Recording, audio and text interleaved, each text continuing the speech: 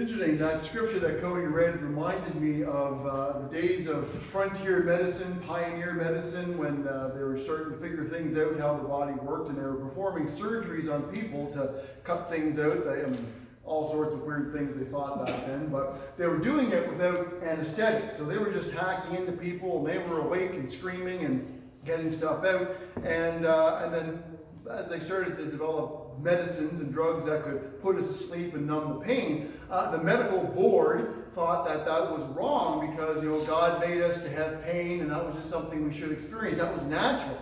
So one of the doctors went to the Bible in Genesis chapter 1 and found this passage of the very first surgery where God pulled out that rib, and before he did that, he caused the man to go to sleep. And he brought that to the board, and they were like, well, good point. So they started developing that. So next time you have surgery, you can thank Genesis chapter 1 and God knowing what he is doing. Little story here. My parents built the house that I grew up in the very year that I was born, almost 50 years ago. But because of Dad, he was going to school for years, and they got married, and then he was working in different places, they moved around quite a bit while my siblings were young. They were in Dartmouth, they were in Montague, they even lived out at Hillsborough Hospital for a while. That would have been interesting times back in the 1960s. But after I came along and they finally got their perfect child, they decided to stay put at Woodbine Street. And it was a great house. It was close to everything right in town, but lots of area for kids to go outside and play. There was like a cow field one street over. We'd go and fly our kites and step in cow stuff. All that great times that you have as kids. But it was a great size home. It had a basement in it for us to play in, ping pong, horse around in. The TV was down there. My bat cave on Saturday mornings, when Monday to Friday you needed dynamite to get me out of bed to go to school. But Saturdays, 6 a.m. and I was up with my bowl of Count Chocula ready to watch my cartoons. But my folks, they had 4 kids. That was before minivans, can you imagine? And even though the house was a good size, there were still not enough bedrooms for every one of us to have our own. So my older sister and my older brother, they got their own, but my brother Mark and I, we had to share one. Eventually my sister left home and we split up, but for years he and I were roommates. Bedrooms, of course, back then were designed to be just that. Rooms with beds for sleeping in. Today, homes are designed for kids to have, an entire home theater system built into them. You want to discipline your kids, so you send him to his room and he's like, yes, it's great. If you really want to do that today, tell him to stay out at the kitchen table and do his homework in front of you. That's how you do it. But our bedroom was small enough that my parents got us bunk beds. Remember those? Mark was the older one of the siblings, so he got first dibs on the top shelf. That's what the older sibling got. But one night, I recall, I was kind of awake a bit. Mark was shuffling around, which of course made the springs above my head kind of groan and skreak. You know how it is. This was, of course, before the safety craze of today. Today, kids are wearing bike helmets and seat belts, and some parents practically wrap their kids in bubble wrap, those poppy things, before they go outside to play. Bunk beds today have these things called railings, to guard kids from slipping over. Ours did not. So as I heard Mark shifting, I was suddenly privy to some middle of the night entertainment. I heard it before I saw it. There was this whoa sound before I saw this dark form whiz past me and then land on the floor, followed by another sound, kind of more of a groaning sound. That was good times in the McDonald home. We kind of got up. What happened? I felt he was still half asleep, but it was fun. And I think Mark was happy to finally move out and get a bed of his own on the ground floor. Did you know that Jesus talked to his disciples once about building them their own bedrooms? He did. Now, they weren't all stuck in bunk beds or crowded in with the other guys, but he did fill them in on some exciting plans that he had for when they would one day come over to his house to stay. It is the final night of Jesus' life before he is arrested and crucified. He has washed his friends' feet, and he has taught them about serving, reminding them to love each other like this, be willing to do anything to show love towards others, so that the world would see that, and they would notice this love and be convinced that Jesus is real. Then he continues on and he speaks to them about going away soon to prepare for the arrival of everyone who would then decide eventually to follow him because of the work of the disciples that they would carry on. And this is where we pick up in John chapter 14. He says, "Don't let your hearts be troubled. Trust in God and trust also in me. There is more than enough room in my Father's home. If this were not so, would I have told you that I am going to prepare a place for you? When everything is ready, I will come and get you, so that you will always be with me where I am. And you know the way to where I am going." He says, "I'm going to be leaving you soon, guys. But don't be stressed out about it. You trust God. You trust him that he knows what he's doing. Well, you can trust me as well on this. Because, well, you know. But I'm going because I have some work to do. I'm going to prepare a place for all of you guys and for everyone that you are going to tell about me. Now don't worry, there's going to be plenty of room." Maybe you're familiar with the translation that says there are many rooms. There will be no sharing of bedrooms, no bunk beds, just lots and lots of room for everyone. And when all the rooms are done, when the pool is complete and the water slide is finished, when the TV room is done and there's a 90-inch flat screen TV on the wall that you can all watch Star Trek on, because that's obviously what we're going to be playing in heaven, right? When the kitchen is all wrapped up with a huge dining room, when all that is finally completed, then I am going to come back down here and gather you all up and take you home. Boy, that sounds like quite the building project, doesn't it? A whole lot of labor and effort is going into this place to house all of the followers of Jesus for eternity. I mean, it sounds massive, doesn't it? The space needed to have room for the hundreds of millions, if not billions, of Christians who have followed Jesus over the last number of centuries. It's kind of hard to wrap your brain around how many people that could possibly be. And you know, songs have been written and they've been sung about this place. If you're older, you know the one, "I've got a mansion just over the hilltop," right? "In that bright land where we'll never grow old, and someday yonder we will never more wander, but walk on the streets that are purest gold." Or if you're an 80s kid like me, Audio Adrenaline's Big House, remember that one? "Come and go with me to my father's house." I think that was their only hit. But it's a big, big house with lots and lots of room, a big, big table with lots and lots of food, a big, big yard where we can play football. Man, there's some deep theology there going on there, isn't it? I wonder if they meant like football or soccer by football. I don't know, who knows? We'll have to ask them. But there's so many songs like that. Songs that just help us in every generation look forward to the day Jesus returns to take us home. Away from the burden of this life, where there'll be no more sin, no more pain, no more sickness, no more death, no more sadness. This amazing destination of beauty, of perfection. And we use all sorts of symbols in our brains and our minds to get it out there that we can understand. You know, the huge banquet table, right? Gold pavement with no potholes or roundabouts, hopefully. And this mansion, right? Waiting for us with lots and lots of room. And the church has sung about this for generations.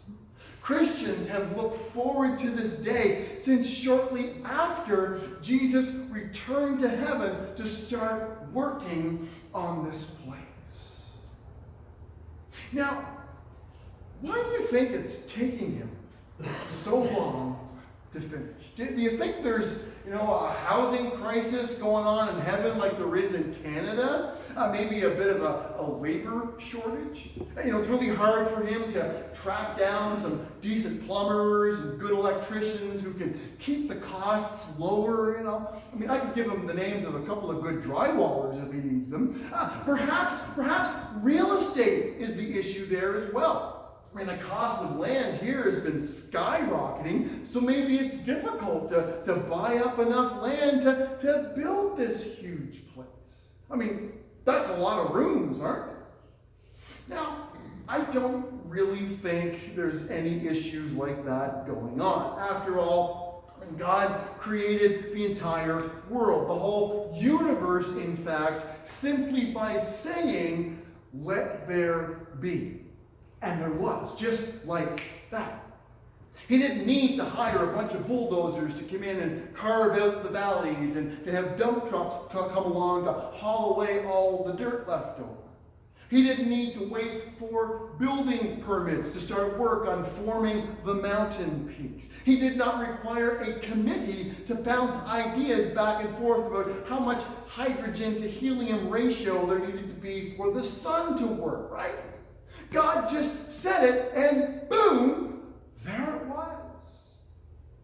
So when Jesus told his disciples that he was going to prepare a place for them, he was being metaphoric here.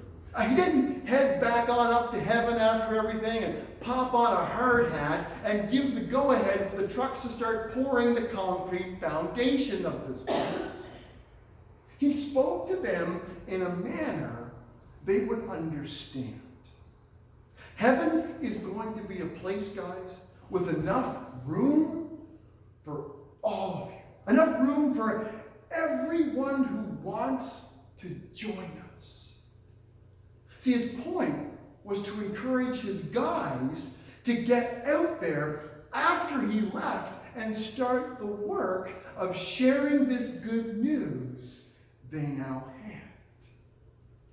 You know where I am going, so when the time comes, you can join me there with everyone. But when Jesus says this, we're told Thomas then pipes up, and he's a little bit confused still, probably like the rest of them were. And he asks this. "No, we don't, Lord," Thomas said. "We have no idea where you are going, so how can we know the way?" Sorry for being slow on the uptake here, Lord, but we don't know where you're going.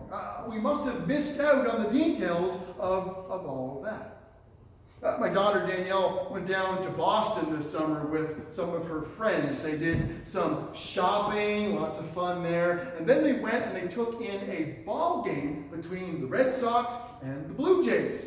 Very colorful game. But it was a fun time they had, a good experience for all, especially getting to drive on the busy roads like that, big 4-lane highway, lots of fun.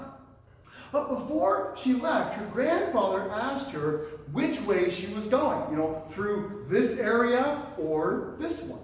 This highway or this one. He had been down there before, and it was a reasonable question. Whenever he planned his trips, he would unfold his big paper map, and he'd take out a highlighter, and he'd mark out his journey. Which roads to take, which stops to make. That was the normal thing to do. But it was funny. Danielle just kind of shrugged her shoulders and said, "I don't know. I'm just going to plug in the destination into Google Maps, and I'm going to follow where it tells me to go." This generation is not only very dependent on technology, they are also very trusting of it. Now, older folks are a little more hesitant to allow it into their lives, a little slower to use things like computers or debit machines or that newfangled indoor plumbing.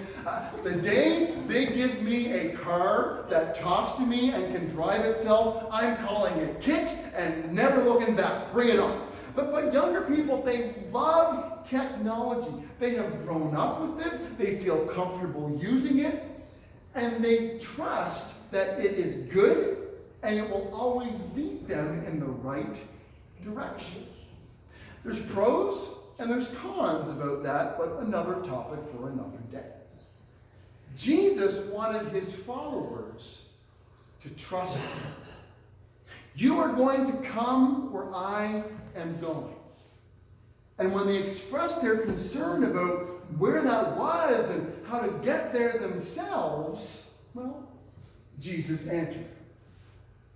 And he told them, I am the way, the truth, and the life. And no one can come to the Father except through me. Now, this statement from Jesus has been quoted. It has been used in a wide variety of ways over the years.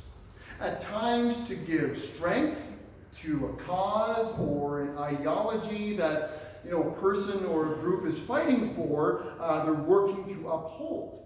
And yeah, truth is incredibly important. We live in a culture where truth is no longer a constant, right? It's no longer a line in the sand, a true north on a compass.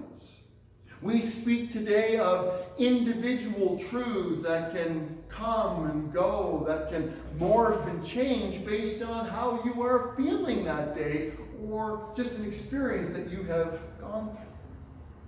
And while it's incredibly vital that Christians speak truth in love every chance they get, my friends, it's not to be done in ways that are unattractive. Jesus asked people to follow him and to discover the truth he spoke, but he never took a Bible and whacked someone upside the head when they did or said something dumb. This statement here is spoken in the context of Jesus responding to Thomas's question. His question about how they can know the way to this place Jesus was preparing. And so in its simplest and purest form, his answer is a guide pointing people in the right direction. If you want to discover the proper route to heaven, follow Jesus. If a person, wanted to drive from, say, Charlottetown to Summerside, there are a number of routes they could go here on little old PEI. I'm not much of a traveler. Whenever I hear, we have to go somewhere, or our kids had like a ball game in Surrey, I'm like, Surrey, my shoulders would slump. But you know what? I would drive to Summerside at the drop of a hat because they have Samuel's Coffee Shop. All right, with delicious Java and a raspberry cheesecake pie that is on the menu in heaven. Well, let me tell you. But you can get to Summerside in a whole bunch of ways, right? You could take the South Shore and then work your way a little north, once you get to Borden, head north. You could go up to the North Shore. You could take a drive near Cavendish. You could look for geese flying south for the winter. I heard some honking this morning, smart guys heading south before it gets too cold. But there's literally tons of different roads, little side roads you can take depending on how quickly you want to arrive. And, you want to take in the scenic route. With this statement, Jesus was not trying to make it hard for people to find heaven. This is not this inclusive statement that slams the door and only allows this limited number of closed-minded people in. This is a map on how to get there, period. Because reality is, there is only one heaven. In truth, there is only one God. I know that's not the popular thing to say. And as much as some would like us to believe, our spiritual journey is not like a menu at Denny's with pages and pages of options of appetizers and main courses and desserts, this infinite combination out there of items to tickle our palate. There is only one road, one path, and one way to get there. And so Jesus came to clarify things, both in his culture and in ours, which both teach of multiple routes and paths to the final destination. And so he made things clear. He said there's only one path to this place, and I'm it. He's the one with the map and the compass. He's the one with the flashlight on the darkened path.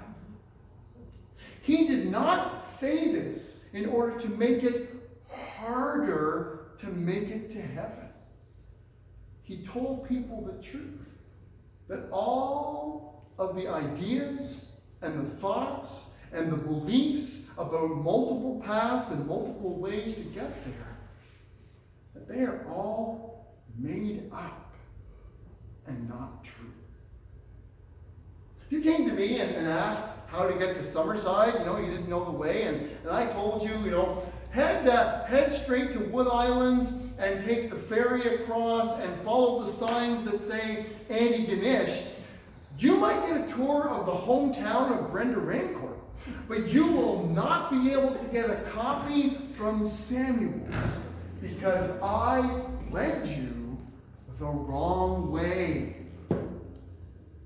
Jesus told us that he is the way and the truth and the life.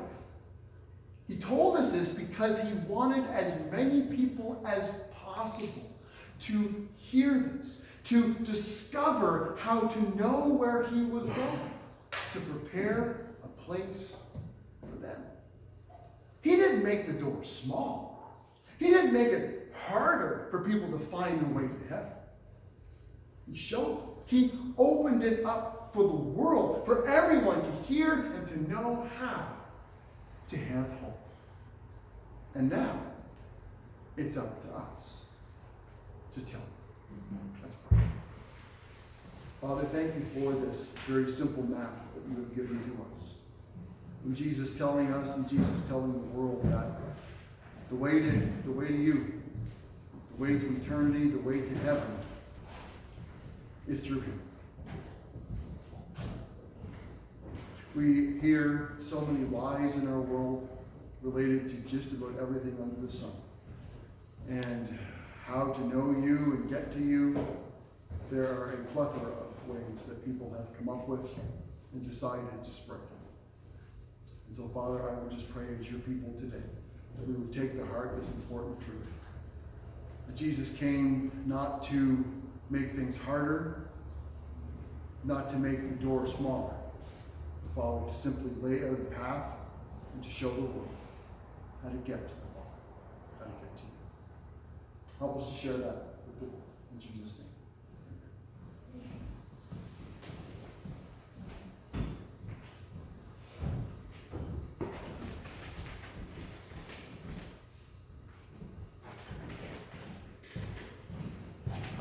Let's all stand together.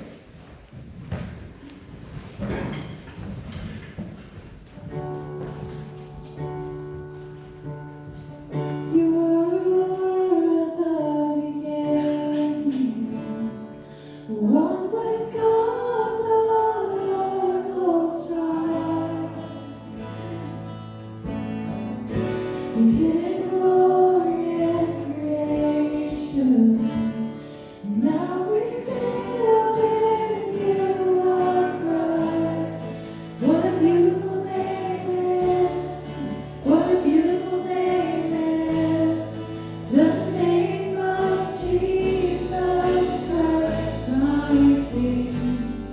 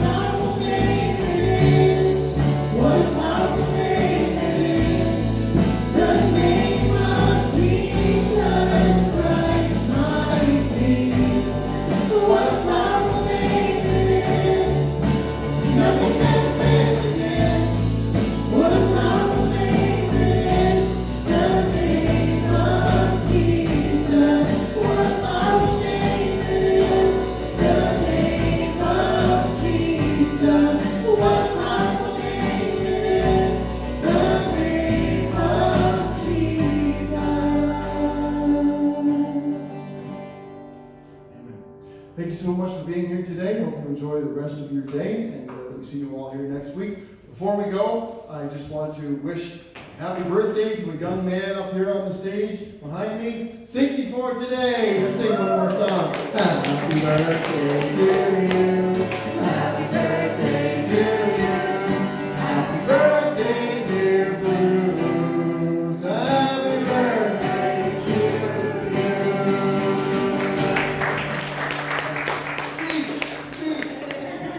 My back hurts.